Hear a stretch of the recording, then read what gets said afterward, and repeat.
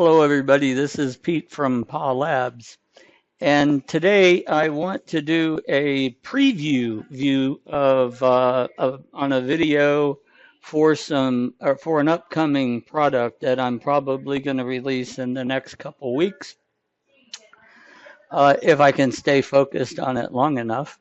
Ever since yesterday when I played around with the Auto It DLL, long ago, years ago, I played with the Auto It scripts for a long time, and they're really powerful.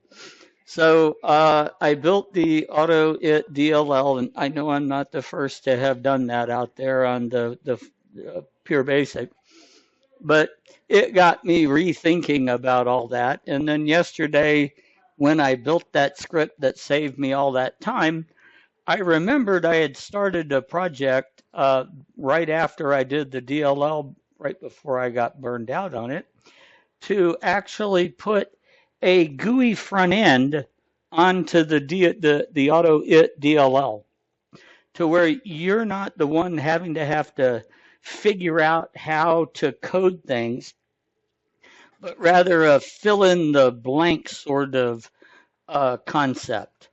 But there's a few caveats. Auto It isn't a language, much like you would assume a language like Pure Basic or anything. Each individual command you give is really unto itself. And then you can mix and match a bunch of individual commands to build this script, and then you can mix and match a bunch of other commands to do a different script. So I believe, let's come in here, and I will start from nothing, and we'll kill everything. Oh, I got a bug there. Okay, so anyhow, we're sitting here looking at an empty setup, and I'm going to pick on Ice Designer. Sorry, Chris. Chris is the author of Ice Designer, and he's got hopefully a real good sense of humor. So we'll come in here and say Ice Designer. So we're going to create an entire project based on Ice Designer because it has multiple screens and we want to control several of them. And you're probably scratching your head, but bear with me. What I'm going to do is get rid of this code in the background, and I've got Ice Designer back here. And so the first thing you do on this application is capture the screen of the tool you want to play with. So we'll start with hitting the capture button, and let's turn that on real quick. Come back to this and say, okay, I'm going to capture that screen and go, and I want to make him active. And now it will screenshot the active screen. And so what I've done is used some slick Pure Basic code that does a screenshot of the active screen. And then I took and ran several Auto It commands to grab the current screen, get the title, what's the handle of it, what's his exact position, and then grab every control that the Auto It software can figure out.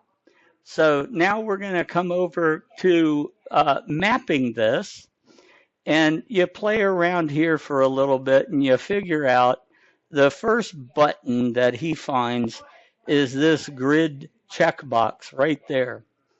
All right, so in doing snapshots and various things, it's not an exact business.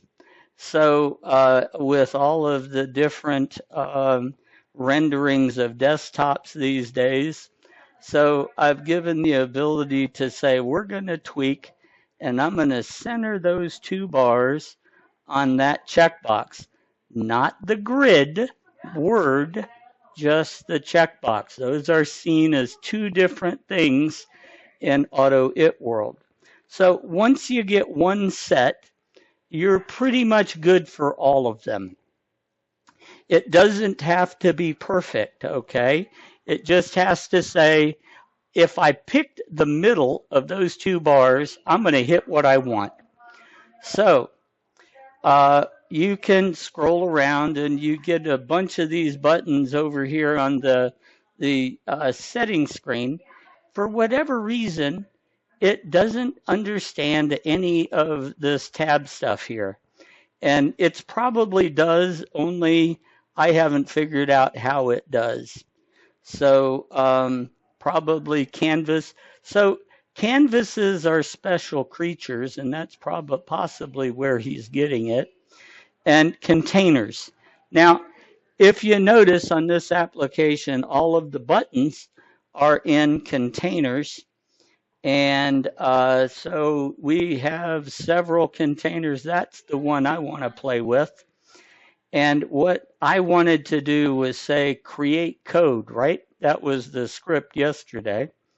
So this software gives us the ability, if you're on a container or a header footer kind of thing, you can create your own button. And what this is saying is, okay, mark or create with a right click. So I'm going to go a little bit above center, and I'm going to right click, I guess, right about there. And so now it's created that in the center of these two lines is that button. All right. So if the cursor was clicked right there, it would fire that button. Now, all of these controls have an alias. So I'm going to assign the alias to create code.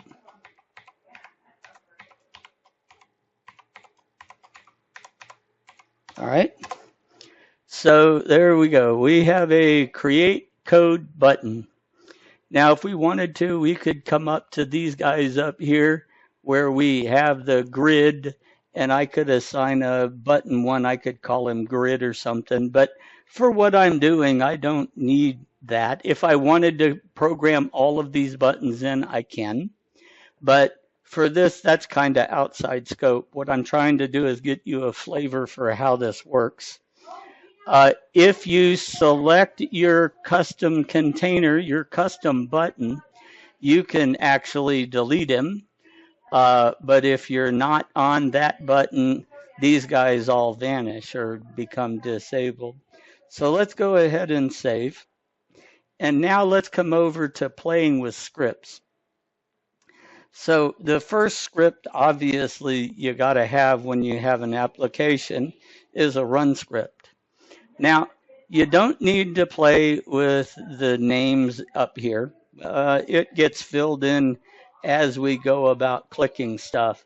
So we'll come over and let's go get the ICE design process, which in my world is on my D drive program files and ICE designer. And so there's our executable. And so we already know what the title is. This is our map screen. So this program is this map screen. We're going to run him normally, and we're going to wait for this screen title to show up. Now, if we hit test, right now this is all done through debug code. That's why I'm running from source. But this is the actual script so far that we've written. And as I said earlier, each thing you create is a script, and then at the end, it's a script. This is a script step, okay, is what I'm calling this. These are script steps, and when you are done building a bunch of script steps, you can build many scripts by grouping various sets of steps together to do various things, okay? So let's go see what else we can do. Let's go do a control step, and we will create. And we're going to come over here and click our new button. So first, let's come over here, and our new button got added to the bottom. So there's our create code button. we want to left click him, and notice we're going to left click control. And again, these things are individual steps, and each step has to be its own piece of step code. So we can test this, and it's not giving us anything. And that's because I was kind of an idiot and I closed it down when we had it up here before. So here you go. This is what he's printing. It's a debug screen, and I know better than to close it. So what we're doing is building individual steps. So that saves back. So when we want to build a script, we can say a new script, and I'm going to hit my run step. And then we have our control click the button step. And then we would have a close windows step. But we can, oh, I got to name it. Yep. Test script, right? So we've put those together. And now we can get our test script, which now includes both of our scripts with a space in between each one. So that's starting to look pretty good. I'd love to hear everybody's feedback on this, but that's it for now.